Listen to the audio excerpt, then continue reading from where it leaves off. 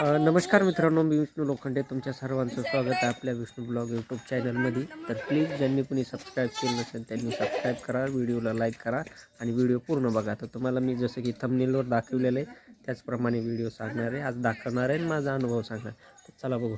तर तुम्हाला दाखवतो मित्रांनो, हे बकरं आहे आपलं. याच्या तोंडाला बघू शकता तुम्ही पालव्या आल्यात. हे बघा, हे बघू शकता, या पालव्या आल्यात. त्या आता रिकवर होत आलाय, तरी पण ह्याच्या अख्ख्या तोंडाला जिबीला पालव्या आलेल्या आहेत, जेणेकरून त्याला चारा खायला खूप कठीण आहे. म्हणजे परेशानी होती किंवा खात येत नाही त्याला. 3 ते 4 दिवस झालं. आज थोडा चारा खायला लागला तो, आणि बोकडलं भारी होता तुम्हाला सांगतो. तर तो खराब झाला आहे. आणि काही ठिकाणी काय होतं आहे, काही वेळेस त्याचं जे सगळं तोंड आहे त्या सगळ्या तोंडाला पालवे येऊन जातात, चारा खाताच येत नाही. त्याच्याने काय होते, काय पिलं गळून जातात आणि वातावरण थंडीचे त्याच्यामुळं सर्दी होती, शिंबडं येतात आणि त्यात पुन्हा चारा खायला नाही भेटला की पिलं गळून मरतात पण त्या पालवीमुळं. तर मित्रांनो, त्याच्यावर आपण काय उपाय केला पाहिजे याचं छोटंशी माहिती आपल्याकडं, म्हणजे आपल्याला अनुभव आहे त्याचा की आपण आता वापरलं आहे आणि त्याच्या आपल्याला थोडासा रिझल्ट म्हणून रिकवर लवकर झालं आहे. तर तेच तुम्हाला मी सांगणार आहे. आणि दुसरा परिणाम जर तुम्हाला सांगतो, तुमच्या पाजण्या पिल्यांना, म्हणजे जे पिले दूध पितात त्या पिल्यांना जर पालव्या आल्या तर प्लीज त्याचं एक हे करा की पिलांना काही दिवस दूध पिऊ देऊ नका शेळीला. कारण की त्याचा रिझल्ट किंवा त्याचा दुष्परिणाम म्हणून किंवा त्याचं इन्फेक्शन म्हणून त्या पिल्ल्याच्या मम्मीला बघा कसं झालं आहे. तर तुम्हाला दाखवतो मी आता, शेळीचे सडं दाखवतो. हिला इन्फेक्शन झालं आहे, हे बघू शकता तुम्ही. ऐका, या सगळ्या सडांना असे दुःख झालेत, पालव्याचं इन्फेक्शन आहे, जेणेकरून असे पू झाला आहे तिच्या सडांमध्ये. हे बघा, हे बघू शकता केवढाले दुःख झालेत. आणि शेळी खूप मोठी, तर आता ही पण दुखावल्यावानी झाली आणि त्याला पण दूध पिता येत नाही. म्हणजे ते दूध पण काढून देत नाही आणि पिल्याला पण पिऊ देत नाही, कारण की ते रगत निघायले आहे ना. आपण त्याला जर दूध काढायला टाकायचा जरी प्रयत्न केला तरी ते रगत निघायले त्याला पिळलं की. आणि त्यांनी पुढं आले ते बघा, पू झालेला आहे याच्यामध्ये. आणि एवढी भयानक परिस्थिती त्या शेळीची झालेली, जेणेकरून तिला त्रास होतो आहे, सरत नाही आणि थोडी कणकणी पण आलेली तिला, कारण की सडाला तिच्या दुःख झालेले. आणि हे झाले केवळ आपल्या पालवी झालेल्या पिल्यांचं दूध पिल्यांनी हिला दूध पिल्यामुळं.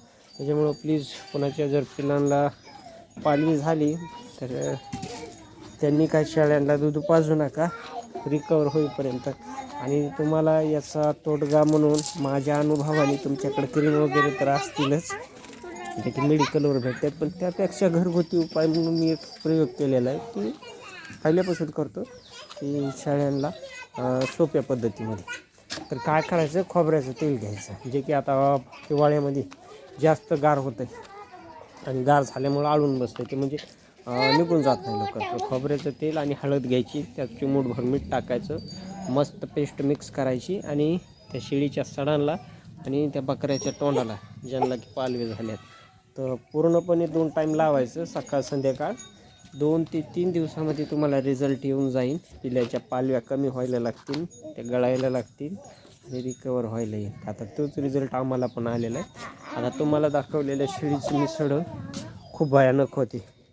भयानक म्हणजे पूर्णपणे ते पू होता आणि असं घाण दिसत होतं, ते की बघू वाटत नव्हतं, एवढं घाण साडल्यागत दिसत होतं.